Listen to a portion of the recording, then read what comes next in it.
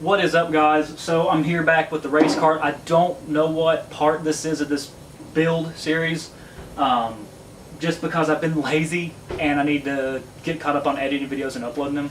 I'm still a little bit behind, just by 1 or 2, really 1.5. But my plans for this thing is to get it AutoCross legal. I've probably said that before, but that's my goal. In a box back here behind me, I've got the body kits, so the Nerf bars, the driver fairing, and the front bumper. I've got to get those attached. It's going to take just a little bit of work, not a lot, a little bit of welding to make some brackets and stuff, just because this cart's from the 70s and it wasn't really made with those plastics in mind. So that's going to be a little bit of work, not bad. And then for the engine, I've decided I am going to build it. Mild, nothing crazy. It's going to have a billet connecting rod that is 200 thousandths, 20 thousandths, whatever, over length. So it's going to bump the compression a little bit. This is a Hemi head Predator. And then I'm going to have a billet flywheel, of course, and that's 32 degrees timing, so that's 8-degree time in advance. 22-pound valve springs, Mod 2 cam, which is stock lift, but a lot more duration on intake and exhaust. A 22mm Mikuni carb with the pod filter, of course, and then a 1-inch exhaust pipe. So, or header, excuse me. So I'm really, really excited with this thing. It should, I don't know how many RPMs it'll turn, but the 22-pound valve springs, I believe it'll turn like 8 something at least. It should be pretty quick and pull pretty hard. And then I've got tires coming in the mail. They're not new tires, they're used karting tires from somebody else, but they're new, if that makes sense. So the compounds are going to be good, and they've got some life left in them, and they're all going to be the same size. Let's see what else. I've tested the cart. We've ran the engine pretty good 2 or 3 times now, so I'm probably going to change the oil today, just because it's a break-in oil. The governor is removed. And that's all I can think of right now. In the background, my brother actually has his 2018 Ford Focus here. Super, super good looking car. He just got new wheels and tires for it not a week ago, and he got federal RRs. He corrected me a second ago. I said 1 R instead of 2. He's paint markering the letters, and it absolutely looks killer. So hopefully if he finishes that, we'll show you what it looks like, because it looks awesome. But I'm going to get started on this thing today. I'm going to be putting the billet flywheel on it. So let's get to it.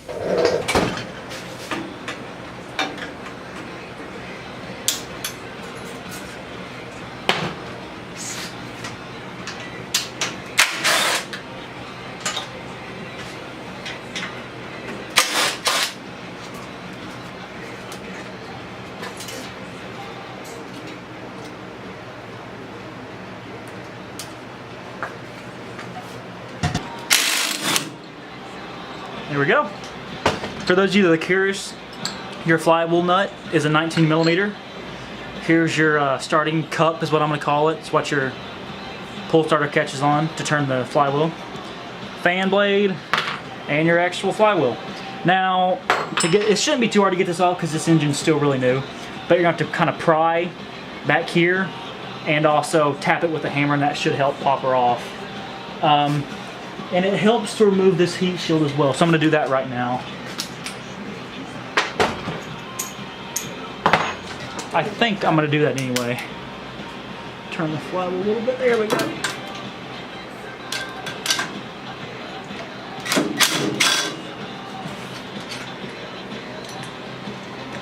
That way we can pry off the block and not damage that. Alright, just got the flywheel loose. To do that, I take a flathead screwdriver. I need to buy pry bars. Stuck it in here, pried against it, and just tapped the nut into the crankshaft until it popped that loose. If you do it with, you don't use a flywheel puller, that's the best way to do it. But if you don't use a flywheel puller, put this nut back on into the shaft before you go tapping it with a hammer. If you booger these threads up, if you can't clean them up, you're kind of SOL, because I mean that's your crank right there. And there's the stock flywheel. And that's, we'll compare that to the billet one that I have right here. There we go. Turn the screen around real quick. There we go. So here's your stock cast flywheel. Here's the billet. It's considerably lighter. Of course, it's billet aluminum, so it's not going to fly apart like this cast one. But I'm still going to keep this just because. If I decide to sell this, even though I don't plan to, I'm not screwing around and selling this stuff again. I had a motor with some parts on it on a drift trike and sold it, so my mistake, I learned. Now, at this point of installing the flywheel, if you want to do it 100% correct, you would want to get some compound that's made for this and put in here and put on the crankshaft and lap the flywheel to the crank. And what that does is the end of this crankshaft is tapered a little bit. I'll pull the camera in a second so you guys can see that. I might can do it now. I don't know if you guys can see that or not, but this crankshaft is tapered. So is the hole in this flywheel.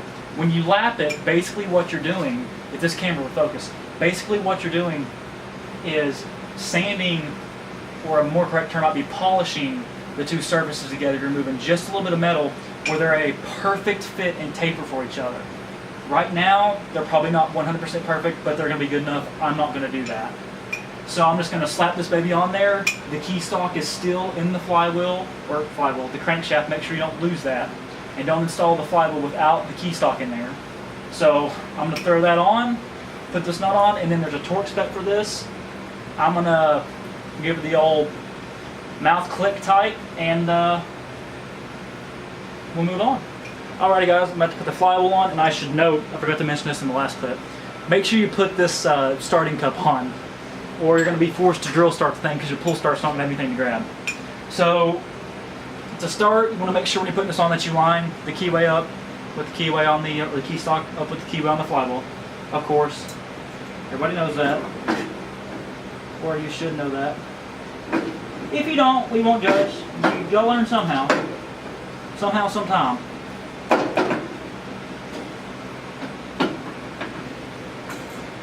Okay, so it's all lined up. Next, take your starting cup, and it'll have a little, it's almost like a burr on the bottom of it that sticks out. It'll focus. That sticks up. You want that to go into the recessed hole on the flywheel. Not one of the drilled and tapped holes, because that's for a flywheel puller, but just for the little hole that's drilled into it. Then take and put your crank nut on, hand tight. Always start stuff like this with your hand. You throw an impact on this and cross thread it again, kind of SOL. I'm going to take this phone call. Alrighty, I am back. So I've got that on there, hand tight, and I'm going to take and run her down with the old impact.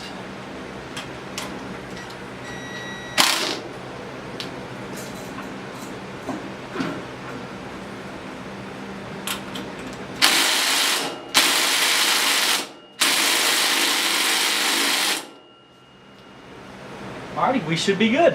I would recommend, if you've got a torque wrench, or they're $10 at Harbor Freight, go buy one. I'm just a hypocrite. You throw a torque wrench on it, you know, you just have that little bit of peace of mind.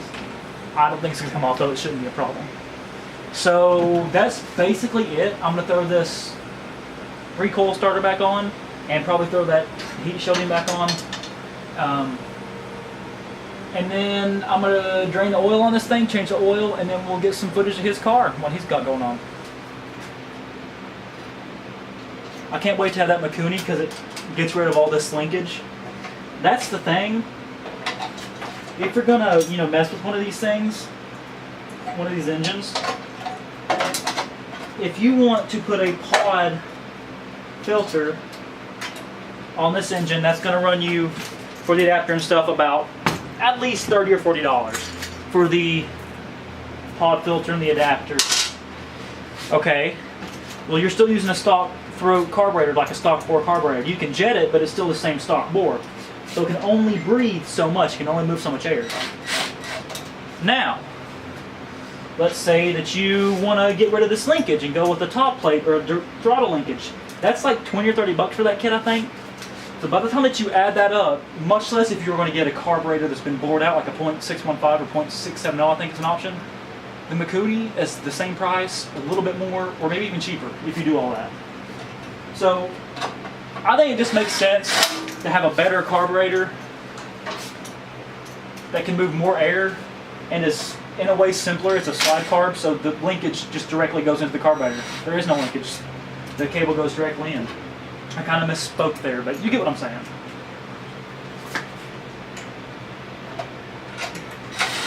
That being said, Mikuni does run about $100. So, but I think it's worth it. If you blow this engine up, you do whatever with it, the carburetor comes off, it's always going to be undamaged. So there you go. Once you buy it, you got it. Sorry guys, I want to apologize ahead of time. This, like the whole day that I've shot today, I just realized the camera was in manual focus and not auto. So some of those shots aren't going to be very sharp, going to be a lot of focus. Sorry, it's done. But I'm moving on to taking and draining the oil out of this thing to change it because this is breaking oil. So that is in there kind of tight, not going to lie. Hopefully not get this absolutely everywhere.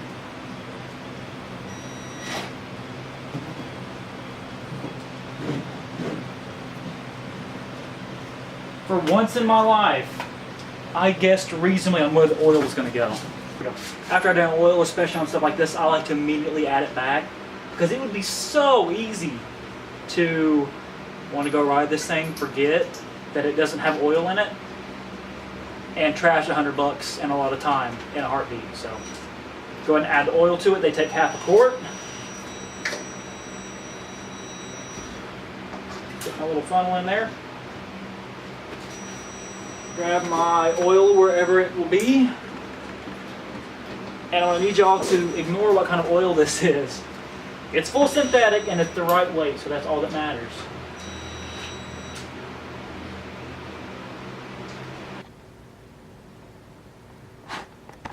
Dun, dun, dun. Don't move, there's a shit next to you. Clobber, clobber, clobber. Check these things frickin' out. They look awesome. He's doing the fourth one right now. He'll probably do an, are you done, or are you gonna do the coats later? Done for the night. Done for the night. I'm doing one coat and I'm gonna do another coat Saturday. There's the rest of the body panels. Here's the front bumper. I kind of fooled with it a second to test fit it. Here's the Nerf bar I just got back from the Home Depot. And here's my score. About a drill wire brush to clean up the spots I'm going to weld. A can of spray paint, same color as the car, that way I can touch up paint where it needs it and also where I'm going to be welding. A new spool of wire because I needed it. I buy the Lincoln Electric because it seems to run a little bit better. I don't know, it just does. Pack of flag nuts. I accidentally bought 2 packs of these. Only needed one. 1 pack of nylon locking nuts. A bag full of nuts and bolts. And these are for attaching the Nerf bars and or the front bumper.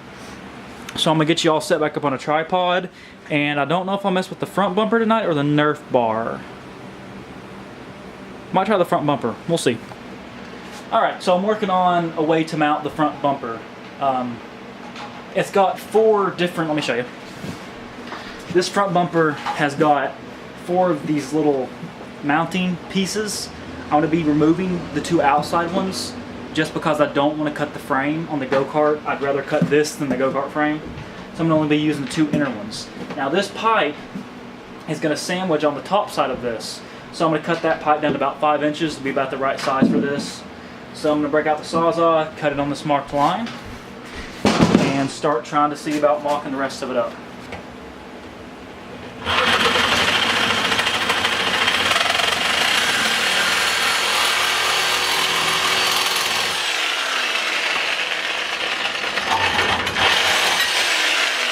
So this piece is going to sit down in here just like that and clamp on this top side. I'm going to drill a hole in the middle of this, weld a bolt to the frame that comes up 6 through this, and then you just thread a nut down on top of it and it should squeeze and hold it in place. Alright, so just got the hole drilled in my little piece, or my little, I'm going to call it a bracket here, hold down for the front bumper. So now, next step, like I said a second ago, trying to remove these 2 outside mounting points. Not sure I'm going to do that. Got them cut, all I needed was some help and the Sawzall. So there we go. Got 2 little holes there now, but I'll pick y'all up, scooch you around over here, and aim it down just a touch, and move the light. There's a lot going on. Now, we're almost there. Alright, so I've got a mounting system figured out. I've got it all tacked up. I'm finishing welding it up now. These bolts are not the prettiest. It's the first time I've welded in a long time. And it's with this guy. I've got the wire or the power set to minimum, which isn't enough, but maximum is way too much. It burns right through this pipe. But that's the only two power settings this welder's got. So I'm gonna make it work. And I'm gonna get back to it real quick. I get this finished up.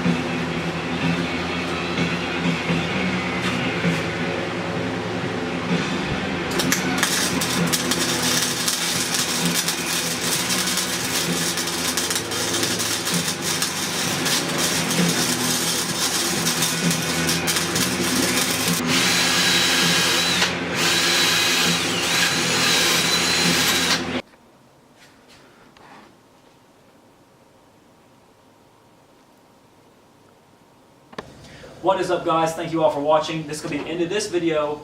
Front bumper's on. It looks awesome. Next is Nerf bars and then the driver fairing.